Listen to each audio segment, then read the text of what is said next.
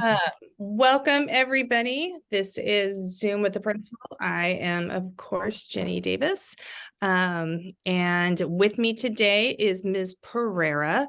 She is our Associate Principal of Educational Development, and she is the one that is in charge of student schedules and just generally like the curriculum and instruction and like the classes that we teach. We are starting the scheduling process. The counselors hosted an information night about the scheduling process in AP this past Monday. And then right now, this week, usually the counselors would join for this topic also, but they are actually currently at this moment doing class presentations to, I think they're doing ninth graders today, right, Nancy? Yes, ninth graders, yeah. So this week they're doing presentations to the classes, so the students know about like what classes they should be taking next year. When we return from Christmas, usually like it's at the end of January or beginning of February is when they start doing the one-on-one meetings, right, Nancy? Yeah, in January when we return from break. Okay, so that's when they're actually going to sign up for their classes, but right now we're just putting information out. And so our topic today is to answer your questions about the scheduling process, about AP classes. So please feel free to put questions in the chat, and then we will get to them in order that they are in there. Okay, so questions about AP enrollment. They missed Monday night's meeting. Is the recording of Monday's meeting on the website, Nancy? I think they usually do that, don't they? I don't know if they recorded, but they put the PowerPoint. Yes. Yeah. So you guys, if you look under on our website under the counseling page, you can find the presentation. So make sure you go and look at that. All right. Can seniors choose regular government in the first semester and AP Econ in the second semester? That's a good question. The answer, unfortunately, is no, because of the way the classes are linked. So the way we build the schedule is the students flip from teacher to teacher at the semester. So there's a different teacher for econ than government. So right now they would have to take both classes.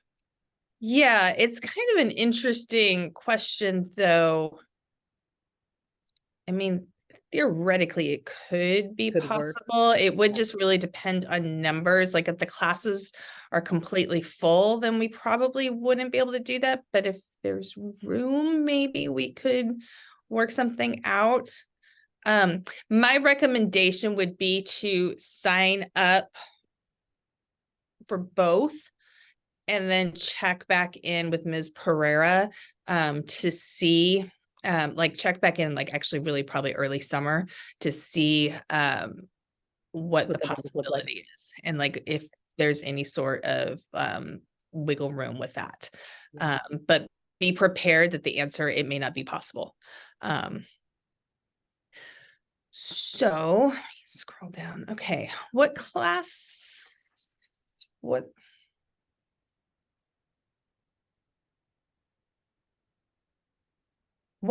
will the school provide? Well, we provide all the classes. So I'm confused about what your question is with that. Who should we contact for enrollment, AP teacher or the APED? For 2024, 2025, when will the AP class enrollment start? Thanks. So right now the question is, what AP classes do we provide? Okay. So many. Do you want me to list them off?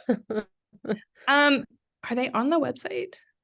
They are on the website. So if you go under the counseling tab under AP, the classes are listed, and also under scheduling, all the classes are listed. And on the PowerPoint, all the classes are listed. Someone's asking if we could provide the PowerPoint. I could find it after. Yeah, I'll find it and share it with you guys. And let me show you guys on our website. So we're talking about the counseling tab. If you go on our homepage, so here's our homepage, right? And then there's a counseling tab right here. And then, you know, they've got basically all of their information, and on the drop down, they have like, here's our AP information. So here Okay. are all of the courses that we offer here at Piedmont Hills. So yeah, and I'll find the link to the presentation. I won't let you guys look at that while I search for that. Yeah. So do you want to answer? So who should they contact for enrollment? You or the Okay. counselor? Yeah, so I mean, that's part of, so at this point, I'm kind of walk through the process for scheduling. So right now the students are receiving the informational meeting that parents were provided on Monday night. And actually the counselors are walking the students by grade level, by subject. And in that they are presenting the AP classes that exist. So for example, if there's juniors have to take US history, there's an AP US history. So the counselors are walking them through slide by slide, subject by subject. And then the students have a form where they're just selecting their kind of their first attempt at what they think. The counselors are collecting the form, and then they will meet with the counselors one-on-one in January, as Ms. Davis already explained. The other piece to that with the AP is we really want to make sure students are informed about the classes and what they're signing up for and what the expectations are. And so we have a whole series of events, of informational events for the students. The AP teachers, there's a week when we return. I don't have the date off the top of my head right now, but the teachers are available during lunchtime where students would be able to go talk to a math teacher, to talk to the English teacher. So all the different subject areas. So if the kids have specific questions, they can talk to the teachers in that point. And then again, so all of this is happening through the scheduling process. And we also have an elective fair in January. So other electives are also being presented in a different way. So all the electives there's like tables basically. We kind of go old school with that. There's just tables set up and teachers are there and they're answering questions also. So that goes for music, construction, drama, even the AP classes. All of the teachers, such as like AP Euro is an elective, and AP psychology. So all of these kind of like a little fair almost, and the kids get to pop around and ask questions and see if they're interested in taking those classes. And then after that is all said and done, that's when they meet with the counselors to select their classes. So I hope I answered that. Yeah, and then the presentation is not actually posted yet, but I just sent a text to Ms. Shootman and wrote myself a note that I will get it. And when I send out this recording, I will send it out to all of you. So sorry about that. Sometimes there's a little bit of a lag time between when they do the presentation and when they get posted on the website. Okay. On the freshman 4-year plan worksheet under subject area F, fine art, there's no drawing and painting 1, 2, 3 or advanced art studies. How can my 9th grader select these courses on her 4-year plan if they're not on the list? Are they listed as art 2 or like art 1 through 3 or something? They changed, like that course actually changed the name. So I'm not sure if we made that adjustment on our form. I'll have to double check, but they should be able to have a plan for art. It just says art. Okay. Yeah, I'll have the counselors updated on the selection, but just have your child select art then all the years then. That'll make sense. Yeah. Yeah. We'll know that they're not just taking art 1 4 times. Over and over again. Yeah. Yeah. Like we'll know. Before it went art 1 and then it was drawing and painting 1 through 3 is how it was before, but now it goes art 1, art 2, and art 3. Yeah, district wide, they just changed the course codes and like how the sequencing of art works. So it may just be that we're not caught up. Yeah. That was probably my fault. Sorry. Okay. All right. What other questions do you guys have? I just kind of wanted to add something with AP during that presentation night. The counselors kept saying, "Oh, and once a kid selects an AP class, they can't drop it." Well, I just kind of wanted to come in on that a little bit. It's actually all of our courses are selected for the year. So we build based on, I don't run the same schedule every year, that we actually rebuild a whole schedule every year based on what the students' interests are. And so because of that, we actually run our classes to capacity. And so there isn't spaces in other classes. So that's why in general, we have that policy that there is not schedule changes during the year, because there's no place to put the students. And all of our classes are year-long classes. So we don't have a semester change, if you will, because now a student is now jumping into a class where they missed 5 months of instruction. So that's kind of where that comes from. I wanted to clarify that. It was like, this is just for every class. It's a year-long commitment. And with AP in mind, something that I noticed also when we were presenting was people do not realize that an AP class is like taking a college class. So if you take 3 college, if you went to college and you took 3 college classes, that's a full-time load. So in high school, if you're taking 3 AP classes and 3 high school classes, you're doing more than you would have been doing in a college, because you still have extracurricular, you still have a full day of school, you're still meeting every day. So I think the real message with AP should be take classes you love, and don't try to just boost your GPA by taking all these AP classes, because if it's not an interest, you're not going to do well. And don't overextend yourself, I think, was the kind of a message there. Yeah, for sure. Is the government in econ required to graduate and also required for the UC application as the history A through G? So this is actually an interesting area. It's one of the few exceptions where the graduation requirements are stricter than the UC A through G requirements, because economics is not a required, yeah, because I think government is, but economics isn't yeah. a required A through G class that you have to take. However, it is required for graduation. So they have to take government and economics. There are no wiggle rooms about that. And it's actually, when you look at the graduation requirements, that in the English, like pretty much if a senior is on track for graduation, the only graduation requirements they end up having their senior year is that 4th year of English and the government and economics requirement, because they don't take that into their senior year. Especially the government and economics, like if they're whichever one they're taking their last semester of high school, like it's like honestly the most high pressure class, because there is no second chance. Like if you were in your junior year and you fail a class, then you can repeat it. Like there is no second chance. Like this is the class that's going to prevent kids from graduating, is going to be their government economics class almost always, possibly sometimes their English class, but really it's usually government and economics, because they don't end up passing it. And then they don't graduate. So it's really, really important. Not to freak you guys out. Your kids are going to graduate, I promise. But they need to pass those classes. They're really, those are not classes to blow off. What grades can kids take an AP class? They can start their sophomore year. There isn't really a rule about this. So there isn't like 9th graders aren't allowed to take an AP class. It's just generally we don't have AP classes that are offered their freshman year unless they are just super, super advanced in math. And in my entire career, I've seen maybe 2 kids that start their freshman year in calculus.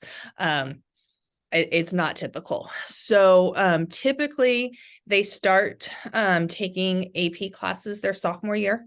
AP World History is typically that class. But again, I would say if they hate history, don't take AP World History. Yeah. AP World History is a tough class. And if they hate reading and they hate history, that's not the class to take. When they get into their junior and senior years, that's when it opens up and they can start taking the AP Sciences, and there's there's other AP electives like you said, like AP Psychology, there's AP European History, there's just different things that they can take. So typically students that are going to take AP classes, some students start their sophomore year, but more typically it's their junior or senior year. Will there be world history class offered for this coming summer? We have not determined formally what our summer school offerings are going to be. So I can't give you a definitive answer, though I'm like 97% sure that that answer is going to be yes. We've been really lucky the past couple years that we've had a teacher that's willing to teach it, and the district has been very great about approving the courses that we want to offer. So I don't foresee that being an issue, but we have not formally set our classes for summer school yet. We will do that probably March-ish is usually the time that we do that. We haven't even it hasn't in the dates of summer school yet haven't even gone before the school board to be formally voted on. So it's a little bit early to start talking about summer school, but there will be summer school. And most likely we will offer world history. What is forensic science like? My student is interested in taking it, but I'm worried it might be harder, more challenging than they are thinking. You want to handle that, Nancy? I can handle it too. Yeah, I think the best way to describe that class is a lot of hands-on, and the interest factor is greater because of all the, I'll say our society is big on the crime scenes and, all that investigative stuff. So I think it has a high interest because of that. So, their labs deal with fingerprints and analysis and fibers of materials. And so the kids actually get to see stuff and they can process it. So it's very popular. And overall, I think our kids do very well in it. Yeah. I wouldn't say it's an easy class, but I don't think it's crazy challenging. Yeah. If your student, has done okay in biology and chemistry, when I say okay, I don't mean they got A's in it. I mean, they got C's in it, but it wasn't a struggle to pass those classes. Yeah. Then I think they will do fine in forensic science. I think it's, and if you look at chemistry, right, for those of you who are scientists, you may disagree with me right now. To me, that seems very abstract. Like you're not seeing all these things. You're not seeing a molecule or whatever. But with the forensics, they're actually able to look at the fingerprints and the fibers and the crime scene and draw it out. And so they get to process it differently. And I think their interest is there, and therefore we see them finding success. Yeah, that's what I think.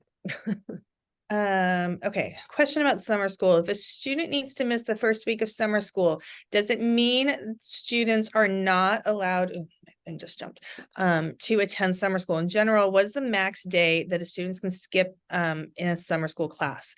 Can students take more than 2 summer school classes? So I'll start with that last question first. You can only take 1 summer school class. So the limit is getting 10 credits in summer school. So that's considered a full year's class. An exception may be if they are in cyber high to fix grades, they can do a semester of one class and a semester of another class, but it's still the max is 10 credits. If you need to miss the first week of summer school, then you can't do summer school. That would be the equivalent of missing an entire grading period. So realize summer school is only 5 weeks, and it's actually going to be a little bit shorter this year. I had a principals meeting yesterday. Sorry. And we were talking about the summer school dates. And so the proposed dates, it's a little bit shorter. So that means all of those days are going to be really, really important. It's roughly, and like I said, this hasn't been approved by the board, and the district will probably get mad at me for sharing this with you, but I'm going to tell you, roughly it's going to be June 20th to July 19th. So if you are thinking that your child needs to take summer school, just have those dates in mind, that June 20th to July 19th is the time for summer school, which means there's a couple weeks in the summer in the beginning when we get out of school and before it starts. And there's actually a couple weeks before school starts. So if you can plan your vacations, if you want to do summer school and you can plan vacations like on those other, like the beginning and the end of summer, I would recommend that, because you really, you need to be there every day for summer school, because especially if they are advancing, and I'm going to like you thinking about our audience here, that you may be like asking that question because you're thinking your child wants to advance maybe in math, or maybe they want to take that world history class in the summer. You are taking a full year class in about 5 weeks. And so every day is super, super important. So they really can't miss. The 3 APs. Yeah, my daughter wants to handle 3 AP classes next year. Is environmental science easy to handle? Well, it depends. I mean, yeah, that's hard to say. It really just depends on the student and their study habits and their extracurricular and what the other 3 classes look like. You know what I mean? They're taking 3 APs, but let's say they have like a Spanish 3 in their schedule, then that's also another really difficult class, or challenging, I would say, right? It's time consuming. So it just depends on a lot. I think the best thing would be to consider your child's management of stress, how well they do in school, how well they enjoy school. And I would have them really discuss that with their counselor also when they're doing their one-to-ones. Yeah, so hold on, I'm was just finding something on our website. And so I'm going to share my screen again. This is a helpful tool that we've linked. This is on the principals message page, which I haven't updated in a really long time. And I probably actually need to update this. I think the last time I updated it was 3 years ago. But I do have some links of some like resources on here that are pretty helpful. And so this one about time management and organization, if you were to click on that, this just gives it gives some helpful tips to teenagers about, like managing time, because with the thing about 3 AP classes, it's going to be a time management issue, and how much homework and how much load can they really handle, and like balance it, like Ms. Pereira said, balancing it with any like clubs or sports that they may do, jobs that they may have. So I've got some tips about organization here, but then there's also what I wanted to show you is this time estimation chart. And so to really think about like how much, like think about like time during the day, and like, okay, I think a good rule of thumb is per AP class, 45 minutes to an hour a night of homework. Is that always true? Not always, but that's a good rule of thumb. Like just assume, so 3 AP classes, like assume that that's 3 hours of homework.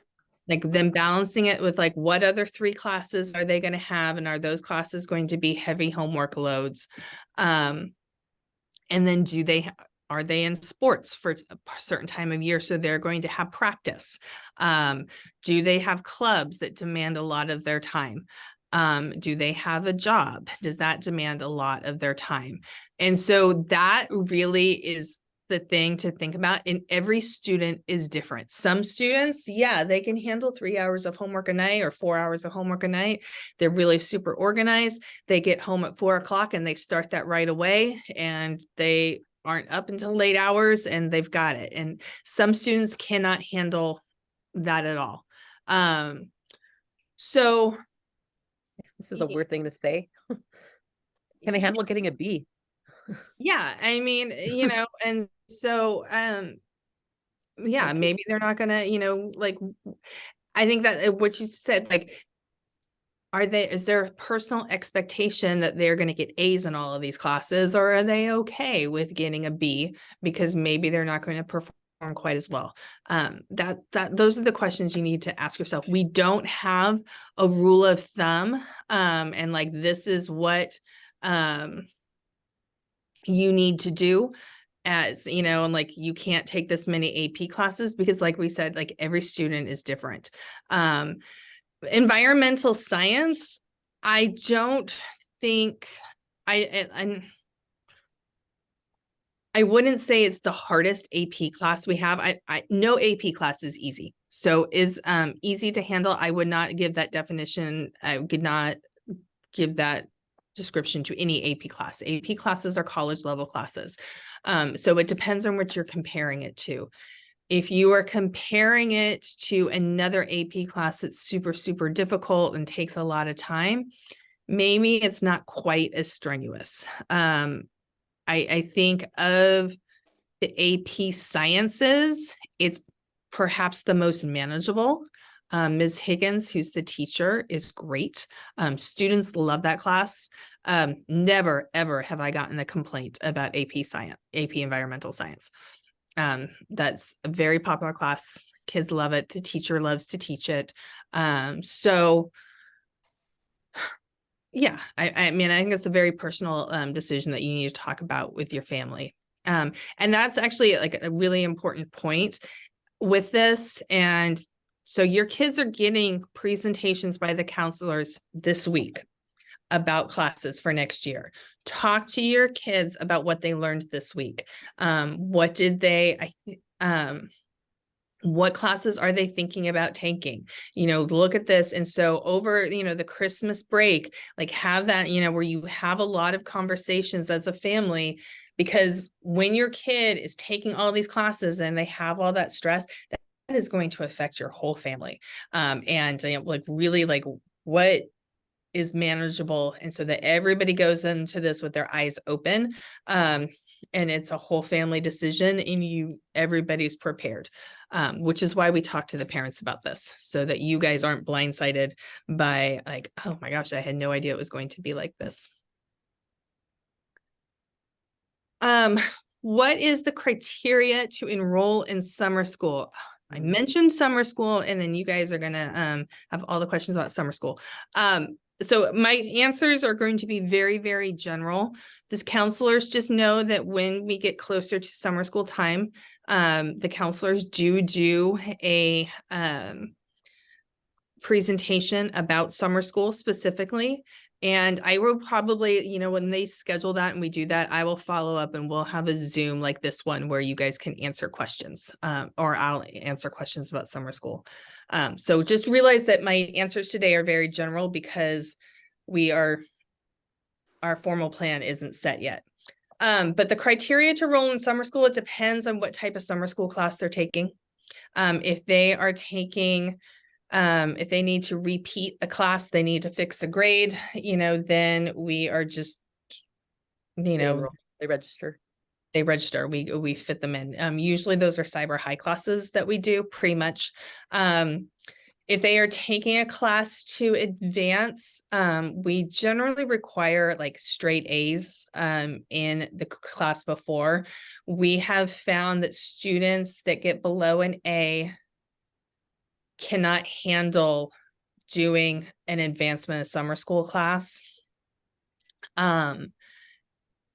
It's just like they don't have enough foundation, because really you have to think about it. They have to be very, very strong in math to be able to advance and do that in a summer school class, because they're essentially, even though they're being taught stuff, because it's so fast, like you have to really think about like they're like pretty much skipping a year of math. They're going to pick up some things, but like it's not the same as taking the class for a full year. It's just definitely not the same. So they have to be really, really strong in that area. In our world history class, we do require that they are in one of our like either they're in music, they're in the business magnet, they're in the construction magnet. They have something that they can't fit, and they don't want to take 7 classes in their sophomore year. And so, because otherwise we expect them to take world history during the school day. So you can't just like take world history in summer school. That's the world history class for summer school is reserved for students that are in another program, and that sophomore year is very, very tight with classes. And so that's why we to let them, so that they don't have to take 7 classes. That's why we have that in summer school. Oh, Nancy, do you want to do this pre-calculus question? Is there any difference between AP pre-calculus, the new class, and math analysis? Yes, I'll do it. I mean, We've had so many conversations about this, and I go ahead, Nancy. the difference is we haven't decided how to, no, I'm just kidding. There is a difference. They do focus on a little bit of different skills within the curriculum. Where we're kind of at a halt right now with this because it's still going through the process with our district math department as a whole system. So we're not really quite sure yet if we're going to offer it because we're still fleshing that all out as a district. This year, yeah. What else would I want to say about that? It doesn't have the same approval yet from as other AP classes through the college system. So that's another like hiccup for us. It's like, well, we're not seeing yet the value in like pushing this class yet if the colleges haven't all agreed on how to accept this as an AP class. So And that's so let me like put a little explanation because so those of you that aren't familiar with how college credit works for AP classes. So an AP class always looks great on a student's transcript, whether or not they take the test or not. I mean, having an AP class on a student's transcript tells the college that they really they took advanced classes in high school and they're really doing everything they can to prepare themselves for college. But you don't just taking the class, you don't get college credit. To get college credit, you have to take the AP exam in May. And so what Nancy's talking about with this new AP pre-calculus class, because this is a new class and it's a lower level than the typical AP math classes, the typical AP math classes have always been, there's only really three of them. There's AP Calculus AB, there's Calculus BC, and then there's statistics. So this is a lower level. And so colleges really haven't decided whether or not they're going to give math credit. And it may be the type of thing that if you are in a math major, you're not going to get math credit. But if you're in a humanities major, maybe they will because you're not expected to take higher level math college, depending on your major. So that's really like right now there's a lot of unknowns with this class. So it's actually really difficult for us as a school, and the district is really kind of working on this and like what their recommendations are going to be for this class. So we haven't decided on whether or not we're going to offer pre-calculus AB. I think what we settled on is, okay, we're just going to let kids sign up for classes. Is it something they can sign up for or no? No, not yet. We're kind of waiting to hear from how this fleshes out with the math department district wide. And then once that is determined, then we would recruit kids from the kids who sign up for math analysis. Yeah. I think math analysis prepares them better for calculus is the argument. Yeah. So what they're going to do when they sign up, if they're at this level of math, like that's the next level that they're going to, they probably want to sign up for math analysis. And then we'll kind of on the back end be figuring out what to do if we want to offer this or not. I do want to put a caveat that if your kid is going to be a senior next year and math analysis would be the next level, I don't think there's any reason for a senior to ever take math analysis. They should take MRWC. That is the same level of math, and MRWC is a really great class for seniors to take to get that fourth year of math. Because if a senior is going into and they're at this level, meaning they've never advanced in math, like that means they started in math 1 as a freshman. And like this is where they're at. I don't want to say they're a weaker math student, but math is probably not their strength. Like they do okay in it, but it's not their wheelhouse. It's not something that they just are awesome at. MRWC is a much better class. And so again, just remember that one qualifies students to be college readiness as well. So it is equal to that math analysis level. So if you're going to a CSU or you see the CSUs, especially, you are able to advance in the next level of math at the university once you take that MRWC, and you don't have to take any remedial classes or anything like that. So it qualifies them. Yeah. Okay, if a student takes Silicon Valley CTE, are they allowed to take 4 other classes? I've heard that Silicon Valley CTE is hands-on and has no homework. That's cute. Well, is there a student on here? No. It's actually, they would take 3 classes here. Their 4th period class is their travel period. So they would take 3 classes. Their 4th class is actually the time they leave to go to or from. So And we then do have them scheduled in a class, but usually it's a TA. student aid Yeah. period, so it doesn't matter because they miss a chunk of it. It would be their 4th period, Yeah. because that's when they're going to and from Yeah. Silicon Valley CTE, because so they do miss a chunk, so we don't like to put kids in an actual class that period. So they have a student aid. Yeah, and it absolutely is hands-on learning. There are so many great programs that sophomores were informed about it yesterday. I was in there for that, and they just, we have a long list of things. So if they have, whatever, like auto shop or even medical assistant or pharmacy tech, there's just such a wide spectrum of career opportunities there. So yeah, it is a good opportunity, and some of those programs do qualify for A to G credit recognition for universities as well. So it's great. It's a great opportunity for our students. Yeah. Highly recommend it. Yeah, it's awesome. I Interior mean, and design. I don't know if they have no homework. Yeah. I don't want to fool you and be like, yes, there's no homework. I think it's less than taking 3 classes here. I'm curious to know though how that started though, like, because the kids who aren't in it, that might be a rumor is all I'm trying to say. Like, there's not that much. It may depend on the class. I don't think that's a policy. I think what we're saying is we don't think that's a policy of like there's no homework allowed. It just may be that the homework is minimal. But it is hands-on. Mm-hmm. That is absolutely the truth. Yeah. Other questions that you guys may have?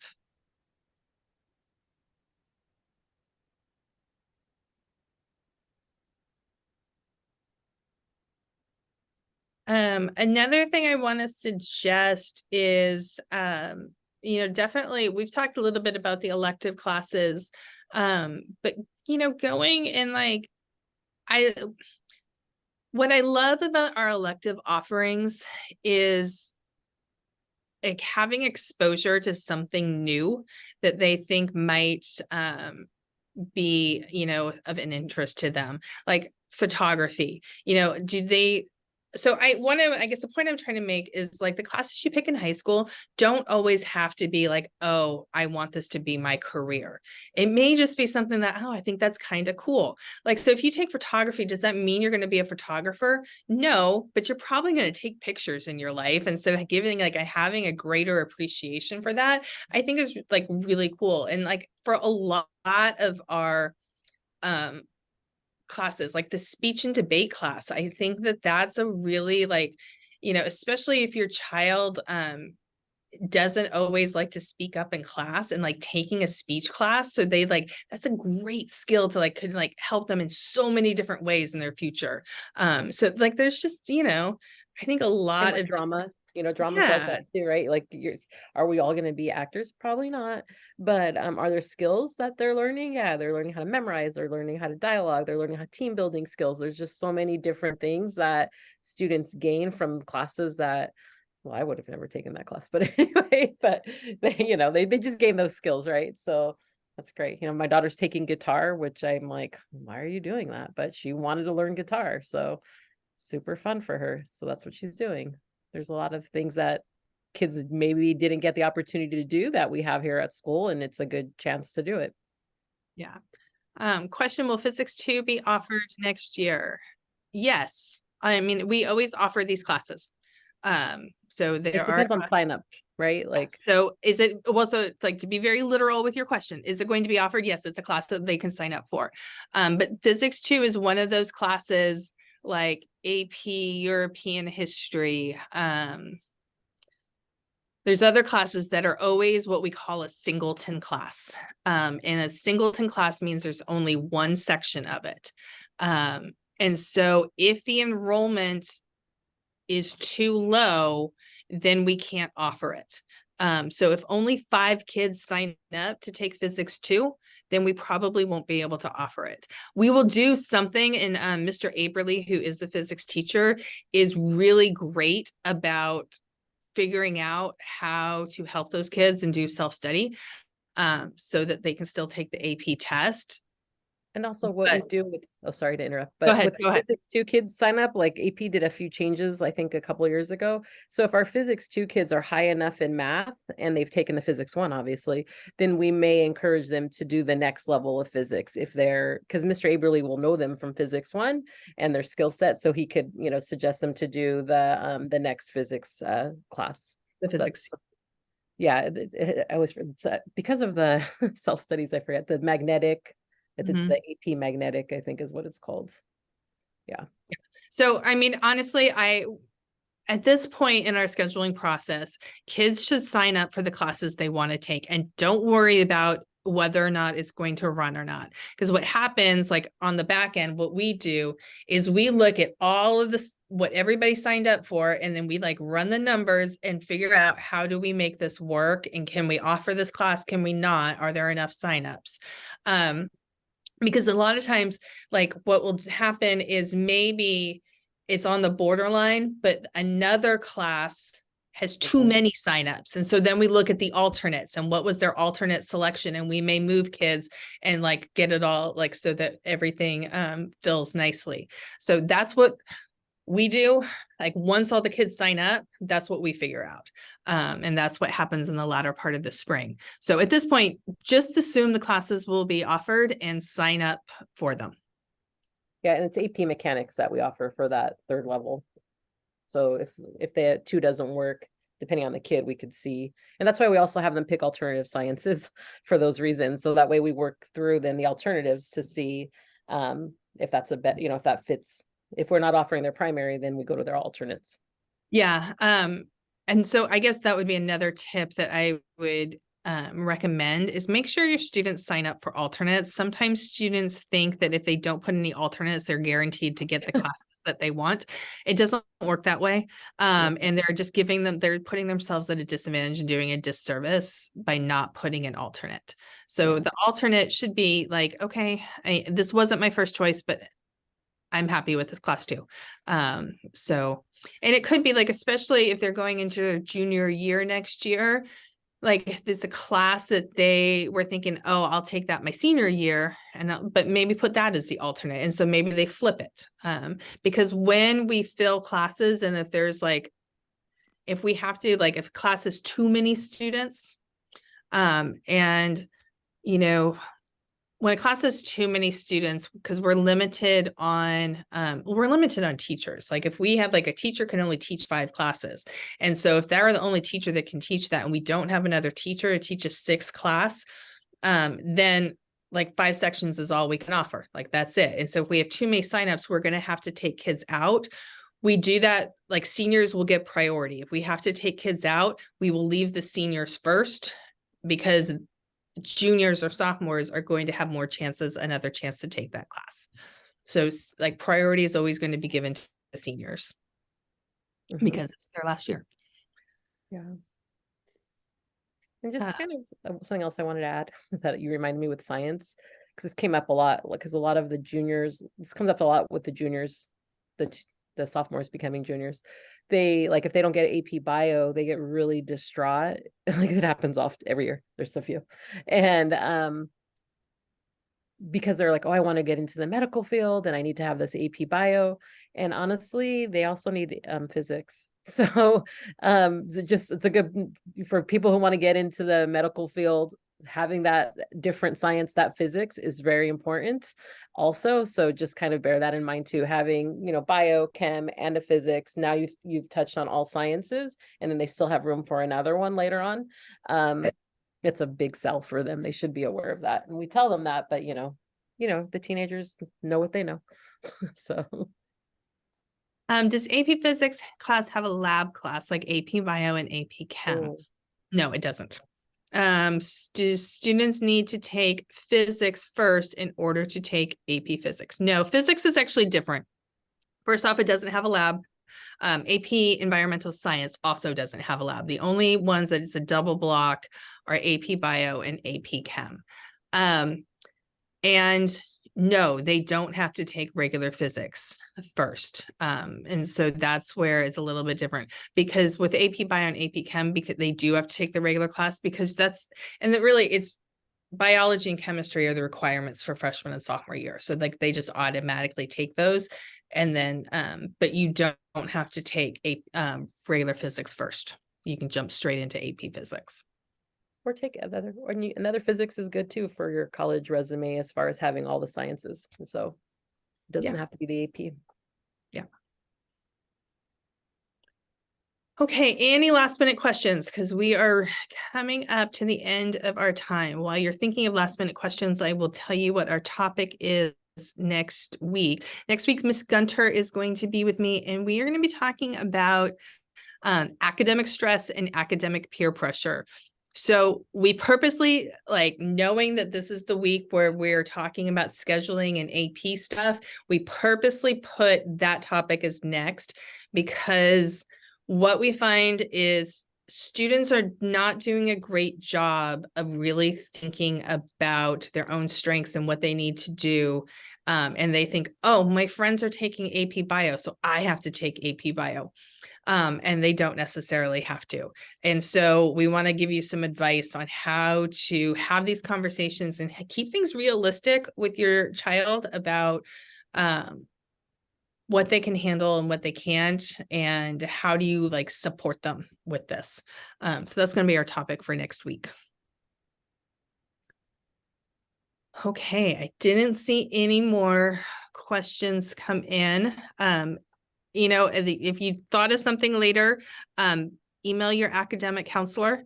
They are during the school year, they are your #1 resource for all of these questions. When we get into summertime and the counselors, because they get a summer vacation, then Ms. Pereira is your go-to on who to contact. But during the school year, while school is still in session, go to your counselor first. And they will be the one that they're your main resource to answer all of your questions. Okay. All right. Well, I hope you guys have a wonderful week. And enjoy. If you were in here in the beginning, we were talking about all of our Christmas stuff that we needed to get done. I hope you don't have holiday stress, that you just enjoy the time of year, but you need to get your tree up and your cards out. I'm with you. I need to do. So, all right. Thank you, everybody. Bye. Bye.